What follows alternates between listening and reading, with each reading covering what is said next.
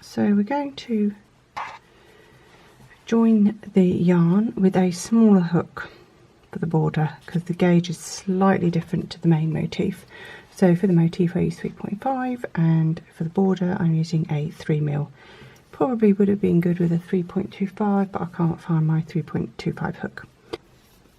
So I'm going to join the yarn, and I just like to hold tail end at the back and pull up a loop. Then I'm going to chain 1 and I'm going to put 3 single crochets into this chain 5 space. Next up I'm going to chain 5.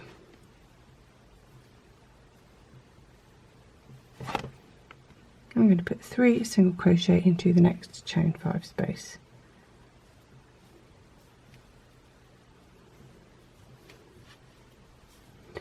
Then I'm going to chain 5 again,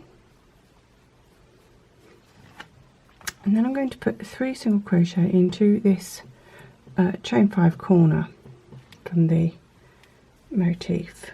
1, 2, 3. Now I'm going to turn and start working along this other edge in the same sequence. So there's going to be the chain 5, 3 single crochet in the chain 5, chain 5, 3 single crochet into the next chain 5, chain 5, 3 single crochet into the next chain 5 space.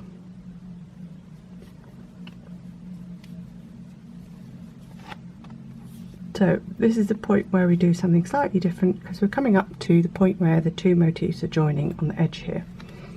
So again we're going to chain 5. We're going to put 1 single crochet into this sort of partial corner space of this motif. Then we're going to put a single crochet into the slip stitch join. So for that we're actually going to, there's the leg of the slip stitch, we're going to come up through the legs of the slip stitch and single crochet. Then we're going to single crochet into the next partial corner space. Then we're going to chain 5, and then we're going to 3 single crochet into the next chain 5 space. So just have a quick look again at what we did at the point where these 2 motifs have joined. We put 1 in the partial corner of this motif, a single crochet into this slip stitch join, and then a single crochet into the next partial corner of that motif. Chain 5, 3 single crochet into the next chain 5 space. So basically going to carry on in that sequence until we hit the next corner, and I'll go over that again. So put 3 single crochets into that last chain 5 space, and now I'm going to make another corner, so it's just another chain 5, 3, 4, 5, and then into this corner loop I am putting 3 single crochets. So I'm basically just continuing with this sequence of chain 5s and 3 single crochets, and I'll meet you back when I'm just about to come to the end of this first border round. I'm just working 3 single crochet into that last chain 5 space, and then I'm making the last chain 5, and I'm going to be joining with a slip stitch into the first single crochet that I made. So at the end of this first round of the border you should basically have a series of chain 5 spaces and 3 single crochets and 3 single crochet in the corner. We're going to start round 2. So we're going to chain 2. This is not going to count as any stitch Then we're going to put 1 double crochet into the same space where we ended with a slip stitch, i.e. the first single crochet of the previous round, putting a double in there. We're going to put a double into the next single crochet. We're going to put a double into the third single crochet. So basically got 3 double crochets there. Then we're going to chain 1, and we're going to put 1 single crochet in the chain 1 space. Chain 1, 1 double crochet in each of these 3 singles. 1, 2, 3. Chain 1. 1 single crochet in the next chain 1 space. Chain 1. Now we're going to work into this 3 single crochet in the corner, so making this sort of corner section. I'm going to put 1 double crochet into the first single crochet. We're going to put 2 double crochets into the second single crochet. We're going to chain 2, and then we're going to put another 2 single crochets back into that second single crochet, which is basically the middle one of the 3, and then 1 single crochet into the 1 double crochet, sorry, into that third single.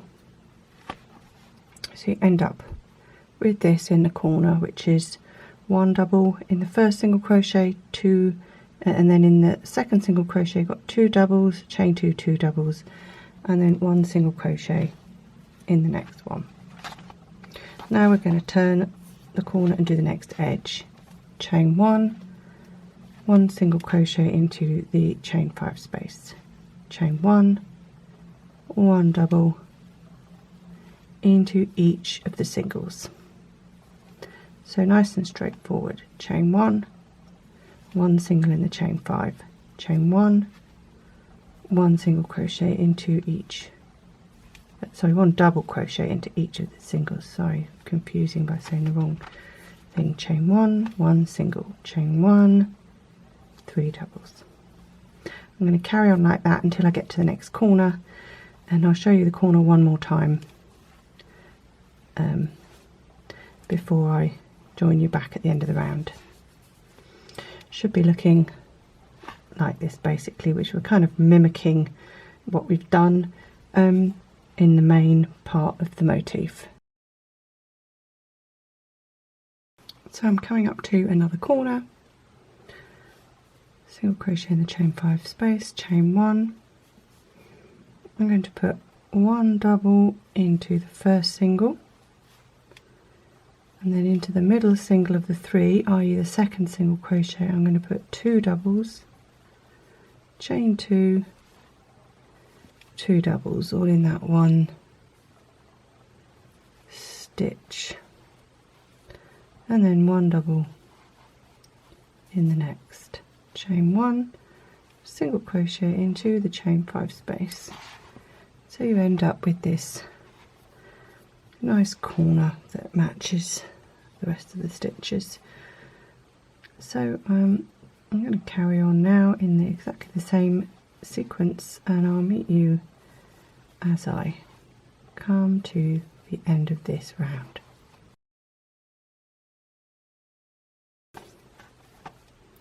Just coming up to the last bit now.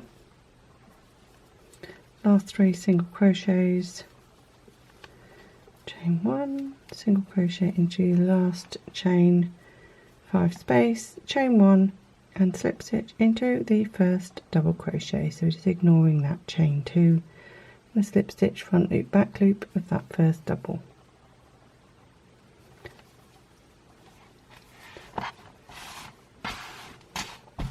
So it should be looking something like this.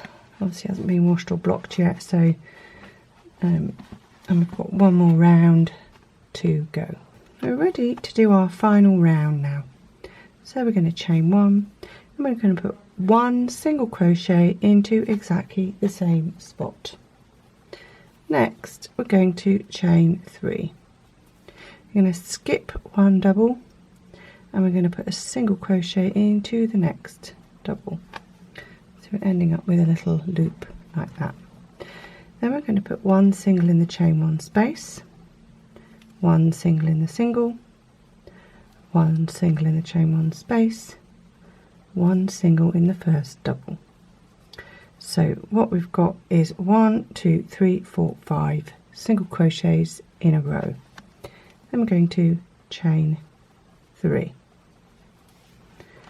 and then we're going to follow the same sequence. So skip a stitch, single crochet into the next double, single crochet into the chain 1 space, single crochet into the single crochet, single crochet into the chain 1 space, single crochet into the double, chain 3, single crochet into the next, skip 1 double, single crochet into the next double. In the chain 2 corner, we're going to single crochet, chain 3, and single crochet. So end up with just a little chain 3 loop in the corner. I'm going to single crochet into that first double, chain 3, skip a stitch, single crochet into the chain, single crochet into the single crochet into the chain, single crochet into the double, chain 3, skip a double, single crochet into the next double. You get the gist, hopefully, without me having to say the same thing over and over again. I'm just going to carry on until I hit the next corner, then I will show you how to do the corner one more time, and then I'll show you how to finish off. Should be looking something like this. You've got a series of 5 single crochets with a chain 3 that's skipping a stitch, and then you've got a little chain 3 loop in a corner there. Coming up to the next corner section, 1, 2, 3 chains, single crochet into that last double,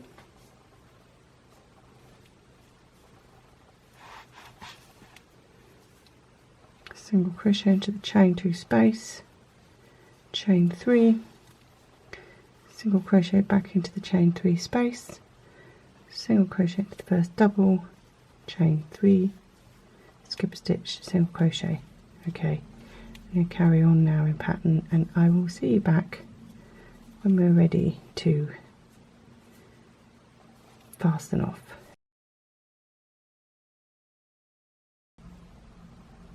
So I'm just coming up to the start of the round.